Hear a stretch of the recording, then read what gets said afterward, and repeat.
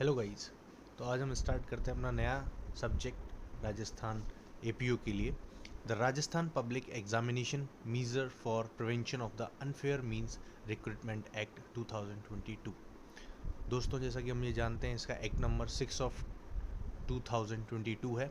इसकी गवर्नर की एसेंट अपन को मिली थी 5th day of April 2022। Okay guys, now हम देख लेते हैं ये एक्ट क्या इसका ऑब्जेक्ट रहता है। An act to provide for effective measure to prevent and curb the offence of the leakage of the question papers and use of unfair means at public examinations for the purpose of the recruitment to any post under the state government, including autonomous bodies, authorities, boards, or corporations, and to provide for the designated courts for the trial of such offences and for matters connected herewith or incidental thereto। जैसा कि दोस्तों, ये जो object जो ये subject है, इसका जो मेन ऑब्जेक्ट है, वो ऑब्जेक्ट क्या है जो कि प्रोवाइड करता है हमको। क्या प्रोवाइड कर रहा है? Effective measures to prevent and curb the offence of the leakage of the questions. आप लोग जैसा ही सब लोग जानते हैं कि जैसे ही कोई भी एग्ज़ाम होता है जैसे ही एग्ज़ाम होता है, कोई भी लेवल का हो, स्टेट लेवल का हो या फिर पीएससी करा रही, तो उससे पहले हम लोगों को उसके लीक होने की खबर मिल जाती है कि ये एग्ज़ाम लीक हो चुका है। वो ना हो इसलिए हम क्या प्रिवेंशन है अनफेयर मीन्स के, या फिर स्टेट गवर्नमेंट में कौन ऑटोनोमस बॉडीज़ हैं जो कि स्टेट गवर्नमेंट उनको अथॉरिटीज़ हैं जिनको ऑथराइज करते हैं, उन सब की जो भी लीकेज है, उन सब के जो पेपर हैं उनको लीकेज होने से रोकने के लिए जो भी प्रिवेंशंस हैं वो हम यहाँ पे देखेंगे। Okay, now short title, extent and commitment. This act may be called the Rajasthan Public Examination Measurement for the Prevention of Unfair Means in Recruitment Act 2022। Okay guys, कहाँ कहाँ अप्लाई होता है? होल ऑफ द राजस्थान में। Now it shall come into the enforcement such date as the state government may by notification. जब state government ने notification निकाला official gazette में, तब इसका इन्फोर्समेंट होता है। Okay guys, now definition. In this act, unless the subject or context otherwise required, conduct of public examination। तो हम बात करते हैं कंडक्ट ऑफ पब्लिक एग्जामिनेशन की। क्या है? Means and includes preparation, printing, supervision, coding, processing, storing, transportation, distribution, collection of question paper, answer sheet, MR sheet and result sheets, evaluation, declaration of result. तो ये सिंपल था कि कैसे public examination में कोई भी एग्ज़ाम कंडक्ट कराया जाता है। उसका मतलब प्रिपरेशन होती है, उसकी प्रिंटिंग होती है, सुपरविज़न रहता है, कोडिंग रहती है, प्रोसेसिंग रहती है। जैसे कि आप लोग जानते हैं कि कोई भी एक एग्ज़ाम होता है, वो जैसे ही उसका पेपर होता है तो पेपर में सबसे पहले क्या होता है? प्रिंटिंग होती है। ठीक है, प्रिंटिंग के बाद उसको सुपरविज़न में रखा जाता है। उसके बाद उसकी कोडिंग होती है, प्रोसेस जैसे set A B C D. फिर उसके बाद प्रोसेस में लाया, स्टोर करते हैं उसको, यहाँ से वहाँ ट्रांसपोर्ट करते हैं, फिर डिस्ट्रीब्यूट करते हैं, यहाँ से वहाँ कलेक्शन करते हैं। ये सारी चीज़ें कंडक्ट ऑफ पब्लिक एग्जामिनेशंस में आती हैं। Okay, now to be examination authority. Examination authority schedule 1 में जितनी भी दी गई वो सारी एग्जामिनेशन अथॉरिटीज़ होती हैं।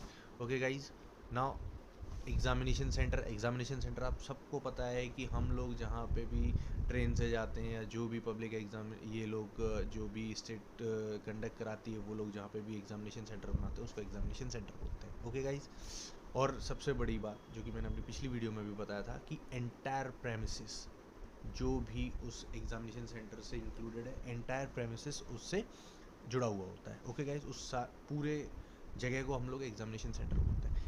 Examinee means a person who has been granted permission by the concerning authority to appear in a public examinee and includes a person authorized to act as scribe on his behalf। Examinee आप सबको पता है, आप मैं सब लोग एक examinee ही हैं और हम जब तक एग्ज़ाम देते रहेंगे जब तक बन ना जाए। Okay guys, now public examination क्या होता है? Means examination of the purpose of the recruitment to any post under the state government including autonomous bodies, authorities, boards और कॉरपोरेशन जो कि स्पेसिफाई किए गए हैं शेड्यूल 2 में। ओके गाइज, अनफेयर मीन्स सबसे इम्पोर्टेंट क्या है? अनफेयर मीन्स का सबसे ज़रूरी क्या है? In relation to an examinee. सबसे पहले हम एग्जामिनी से रिलेटेड पूछते हैं। To take unauthorized help in the public examination from any person और ग्रुप डायरेक्टली और indirectly from any material written, recorded, copied, printed in any form whatsoever और use of unauthorized electronic और mechanical instrument और gadget. Just like आप एक examinee है, आप किसी भी एग्जामिनेशन सेंटर में किसी की भी हेल्प नहीं ले सकते।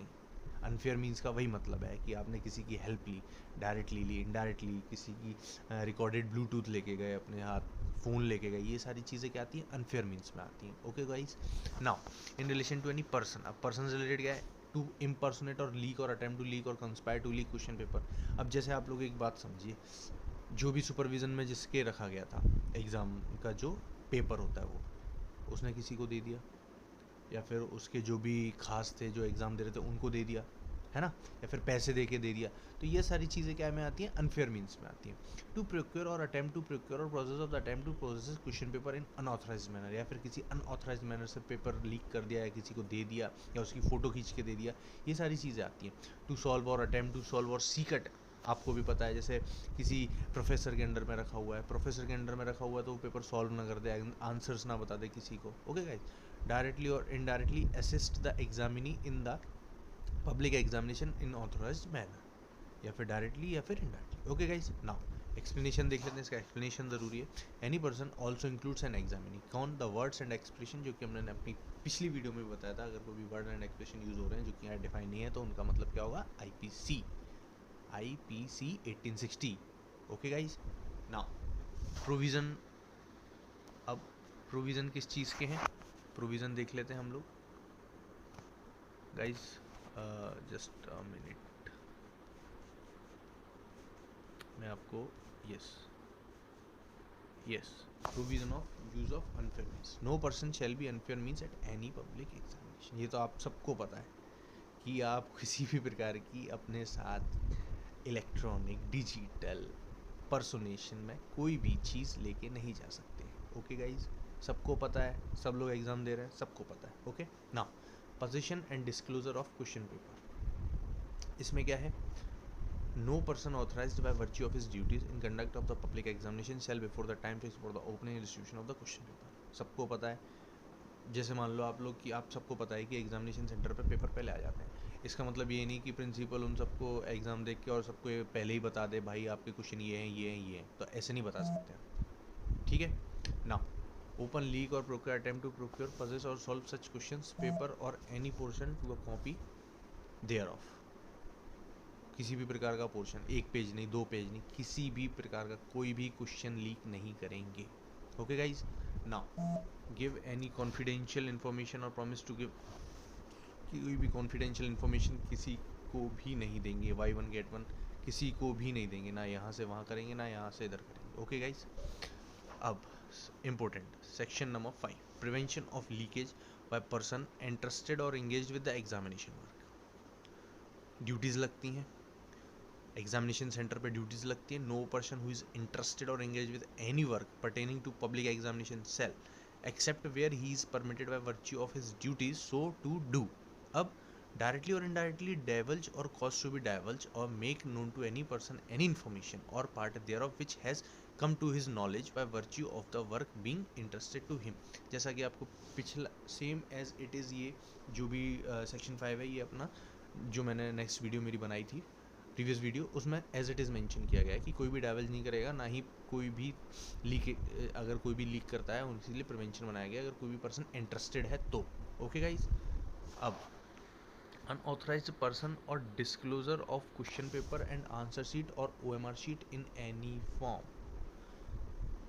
No person who is not lawfully authorised और permitted by virtue of his duties so to do shall before the time fixed for the distribution of question paper.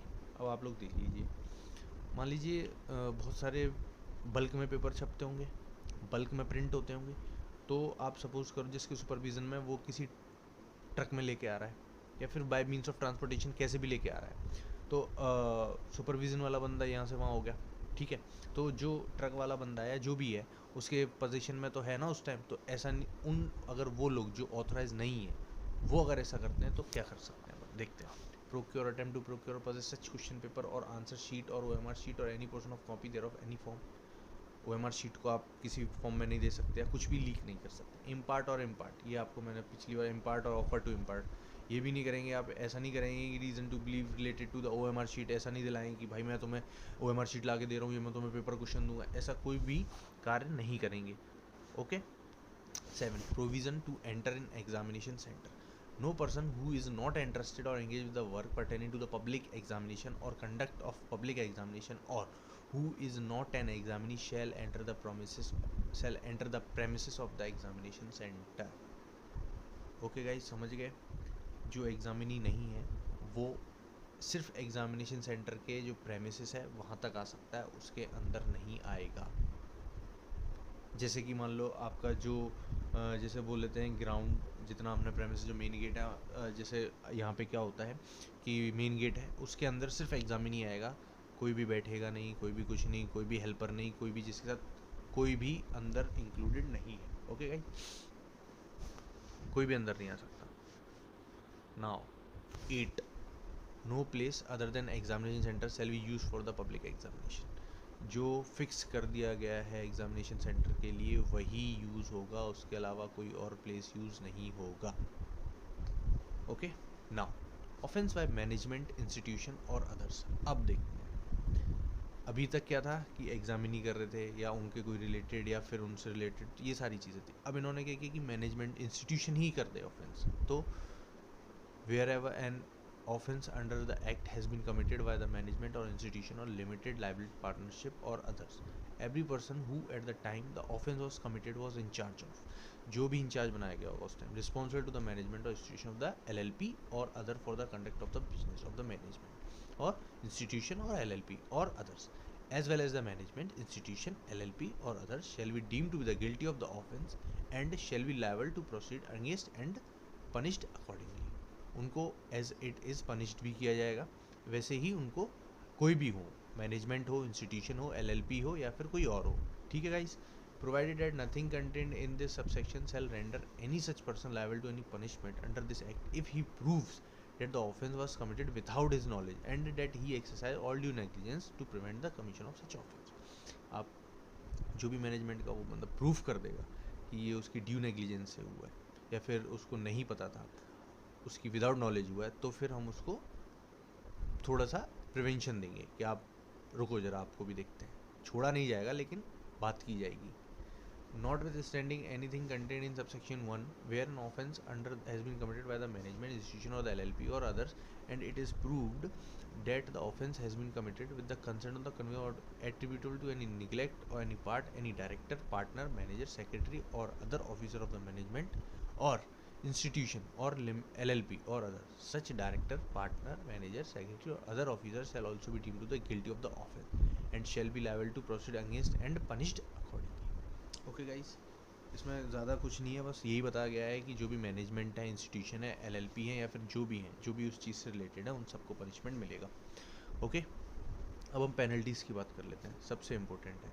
If any examinee indulges any unfair means as defined under section 2F1 shall be liable to be punished with the imprisonment of either description for a term which may extend to 3 years. Examinee ने अगर कोई भी unfair means का use किया है तो उसको 3 साल के लिए, विच जो कि 1 लाख रुपए फाइन होगा, जो कि 1 लाख रुपए से कम नहीं होगा। And in case of default of fine उसको कितनी और सज़ा दे रहे हैं ये लोग, फॉर टर्म 9 मंथ्स।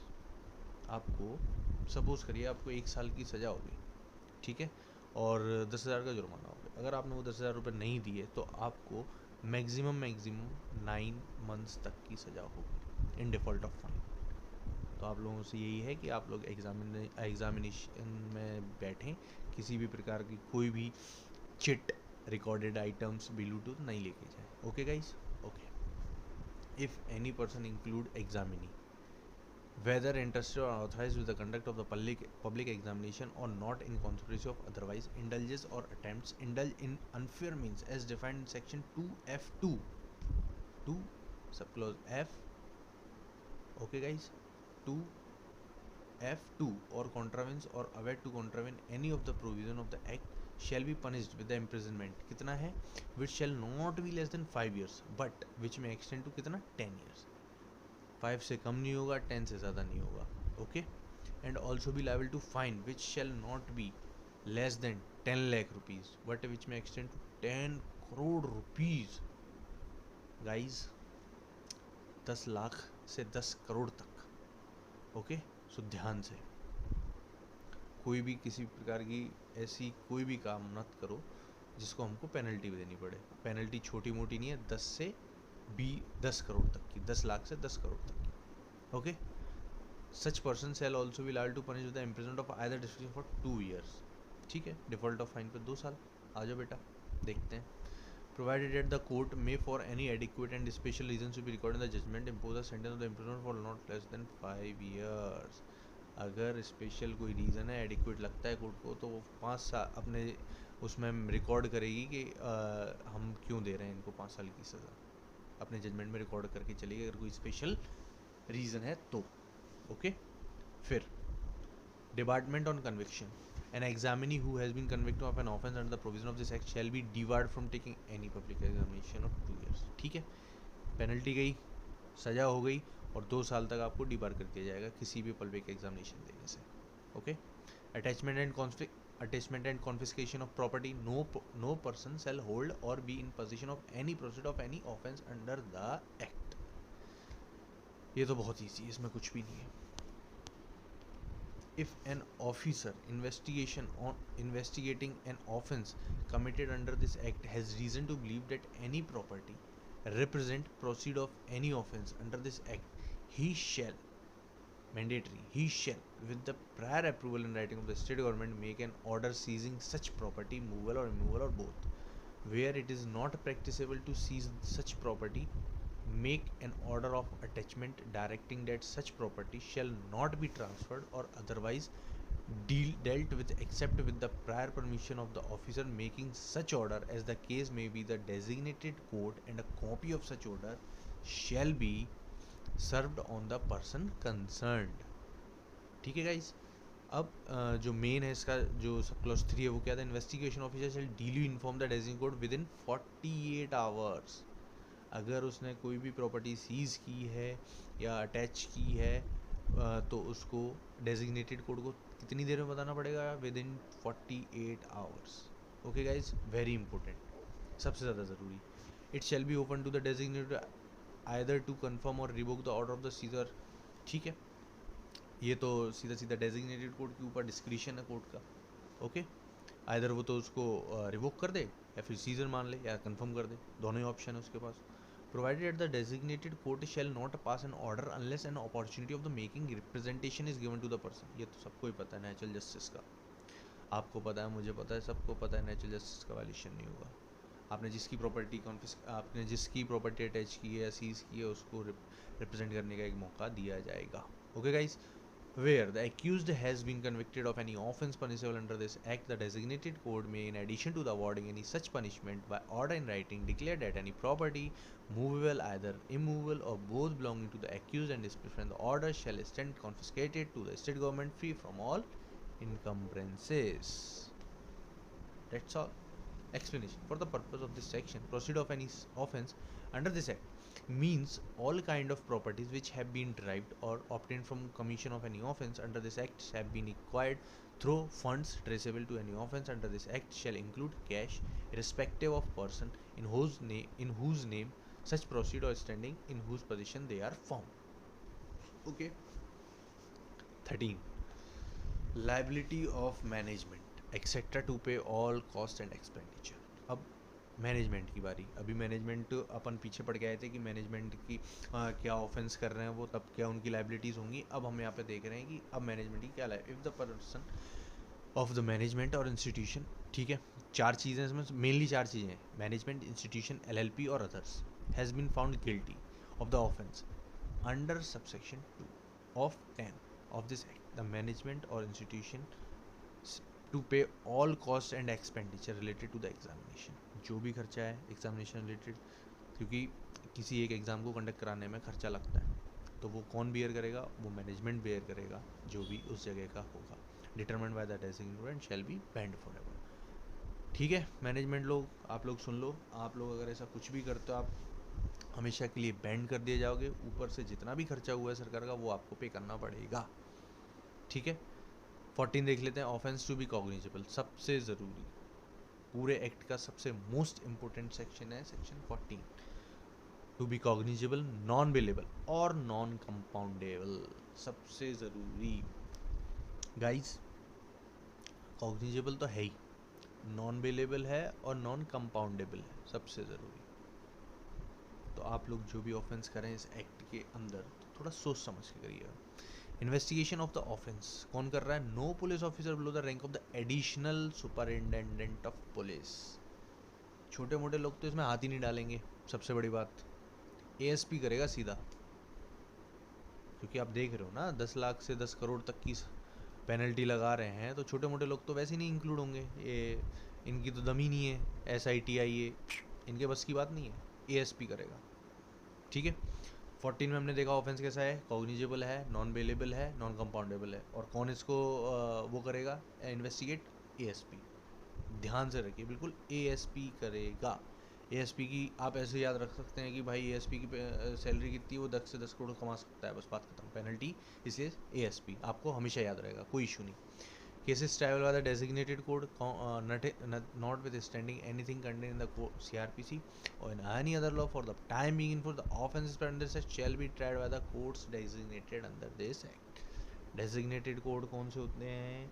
वो कोड होंगे जो कि इस एक्ट के अंदर डेजिग्नेटेड किए जाएंगे। ओके, फॉलो क्या करेंगे? CRPC, the mother of all laws like criminal laws procedure. Okay guys, power to appoint designated courts किसके पास है? State government. कौन कर रही है? State government. नोटिफिकेशन काय में निकालेगी? ऑफिशियल गैजेट में। एज मैनी किसको? कोर्ट ऑफ सेशन को। ठीक है भाई। अब किसकी हमेशा की बात, किस? Chief justice of the high court of Rajasthan with the consult लेगी, अपने मन से नहीं। ठीक है। 14 में इन्होंने क्या दिया? Cognizable, non bailable, non compoundable. सबसे बड़ी बात, एएसपी इसको क्या करेगा? इन्वेस्टिगेट करेगा। और सुनो, डेजिग्नेटेड कोर्ट कौन होंगे? Court of session. उनको कौन बनाएगा? State government with the consult of high court. Okay guys, now section 18, act not in derogation of any other law. The provision of this act shall be in addition to and not to in derogation of the provision of any other law for the time being in force. ठीक है, इसमें ज़्यादा कुछ है नहीं। Power to remove difficulty, सबको पता है कौन इसमें डिफिकल्टीज रिमूव करता है। इफ़ एनी डिफिकल्टी है rather given to the provision of the act, the state government may by order publish in the official gazette make such provision not inconsistent with the provision of this act as may appear to the necessary. ठीक है। Provided no such order shall be made under this act after the expiry of 2 years from the commencement of this act. ये आप ध्यान रखना, इसमें जो time limit है वो 2 साल की दी गई है। कोई भी ऑर्डर पर ऐसा पास नहीं होगा जो कि इस सेक्शन में, जो कि इस एक्ट की कमेंसमेंट होने के 2 साल के बाद। Okay guys, every order made under this section shall be laid down as the after before the house of state legislature. Every order made under this section shall be laid as soon as may be after in it is made. या तो बन जाए, इससे पहले कहाँ रखेंगे हम उसको? स्टेट लेजिस्लेचर में। Okay, power to make rules, the state government. कौन बनाएगा? State government. तो गाइस, आज का लेक्चर हम लोग का इतना ही था, और कृपया इसको पढ़ें, अच्छे से देखें, और आपको कोई भी और क्वेरी हो तो कमेंट कर दें, और ज़्यादा से ज़्यादा comment, share, like. Thank you guys.